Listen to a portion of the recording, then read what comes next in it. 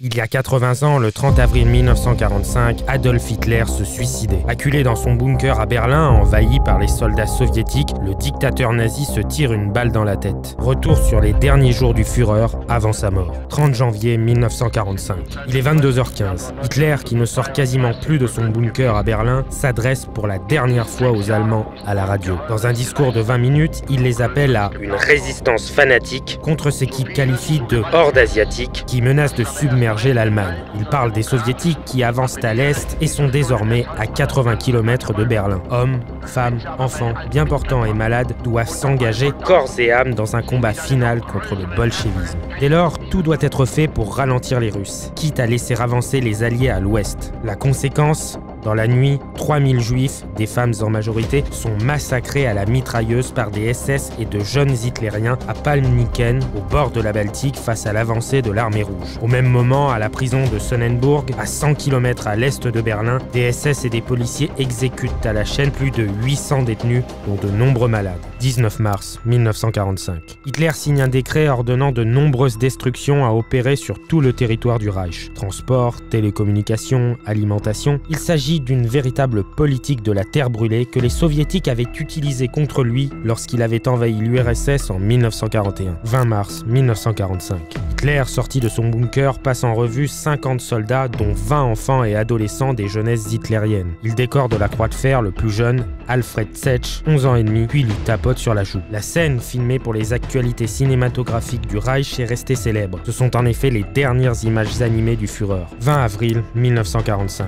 Dans la nuit, l'entourage d'Hitler se rassemble dans son bunker pour lui souhaiter son 56e anniversaire. 4 jours plus tôt, les soviétiques sont entrés à Berlin. Toute la journée, les dignitaires nazis y défilent. La plupart le supplient de quitter Berlin tant que la ville n'est pas encerclée. Il refuse. « Il faut qu'un tournant décisif se produise ici même, ou que je périsse », leur dit-il. Ironie de l'histoire, Nuremberg, la ville de ces congrès, tombe aux mains des Américains dans le même temps. Dans l'après-midi, en haut des marches du bunker, Hitler reçoit les vœux d'anniversaire d'une délégation de SS et de jeunes hitlériens de 12 à 16 ans. Il tapote la joue des plus jeunes qu'il envoie pourtant à la mort au sein d'unités anti-chars. Alors qu'il s'écrie « La bataille de Berlin doit être gagnée !» Aïe ! Personne ne répond à son salut. Quelques minutes plus tard, il redescend dans le bunker, dont il ne ressortira plus vivant à l'air libre. Dans la soirée, les Alliés fêtent son anniversaire en lançant ce qui sera le dernier raid anglo-saxon sur Berlin, le 389e depuis 1939. Dans la nuit, Eva Braun fête l'anniversaire du Führer jusqu'à une heure avancée avec ses amis et des personnes prises par-ci, par-là. Au son d'un gramophone, on boit du champagne et on danse. 21 avril 1945. Des chefs militaires continuent à adjurer Hitler à partir de Berlin. Lui continue de refuser. Il en vient même à congédier le docteur Theodor Morell qui le soigne depuis 1937, persuadé qu'il veut l'endormir en lui injectant de la morphine pour le transporter hors de Berlin. Morell voulait en réalité lui injecter de la caféine pour le stimuler. 22 avril 1945. Hitler signe un décret à l'origine de centaines d'exécutions dans les rues de Berlin pour trahison. Quelques heures plus tard, au cours d'une réunion avec ses généraux, il considère le combat comme perdu et décide de rester dans la capitale du combat contre le bolchevisme et de diriger lui-même la défense de la ville. Cette décision d'Hitler entraîne la bataille de Berlin, où pendant 10 jours de terribles combats de Russes se dérouleront. 23 avril 1945. Hermann Göring, chef de la Luftwaffe et président du Reichstag, est arrêté sur ordre d'Hitler pour haute trahison à Berchtesgaden, où il s'était réfugié avec de nombreuses voitures remplies d'objets d'art. Il avait proposé dans un télégramme envoyé au Führer de lui succéder à la tête du Reich. 28 avril 1945. Hitler apprend par la presse internationale qu'Himmler, chef de la SS, a fait une offre de capitulation aux Alliés. La nouvelle l'assomme, au point de le faire pleurer un bref instant. Himmler, déclaré traître, est exclu du parti nazi, des institutions de l'État, et il est ordonné, en vain, de le faire exécuter. 29 avril 1945. À 1h du matin, Hitler épouse Eva Braun, sa maîtresse depuis 13 ans, à la demande de celle-ci lors d'une cérémonie expéditive. Un officier d'état civil, prêt à aller mourir pour son Führer, est même réquisitionné au dernier moment pour lui poser la question « Acceptez-vous de prendre pour épouse mademoiselle Eva Braun, ici présente ?»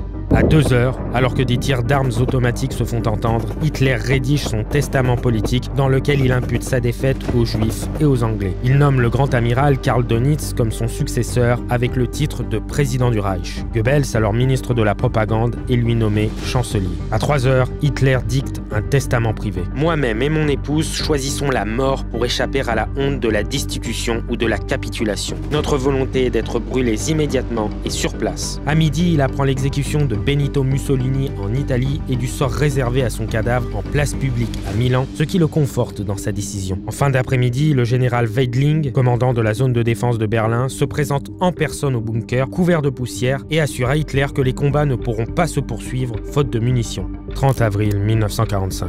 À partir de minuit, il commence une série d'adieux à ses proches. Il en fait une dernière à 14h, notamment à Goebbels, resté près de lui. À 15h30, Eva Braun se donne la mort par le poison et Hitler se tire une balle dans la tempe droite. 10 minutes plus tard, leurs corps sont enveloppés d'une couverture, évacués devant le bunker, arrosés d'essence, puis enflammés. Clin d'œil de l'histoire, à 16h, l'armée américaine prend Munich, berceau du parti nazi et de la carrière politique d'Hitler. Le lendemain, Goebbels et son épouse Magda se suicident après avoir endormi puis administré du poison à leurs 6 enfants. 2 mai 1945. La mort du Führer est annoncée à la radio d'État allemande. Quelques heures plus tard, les soviétiques s'emparent définitivement de Berlin et donc du bunker. Ils feront disparaître les corps afin d'éviter tout culte d'Hitler. La capitulation définitive du Reich est signée le 8 mai dans la banlieue de Berlin. Silence dans lequel on n'entend que le bruit d'une plume sur le papier. Comme c'est silencieux l'abdication d'un peuple. Ils avaient décidé la guerre totale, la victoire totale. Ils ont eu la défaite totale et la capitulation totale.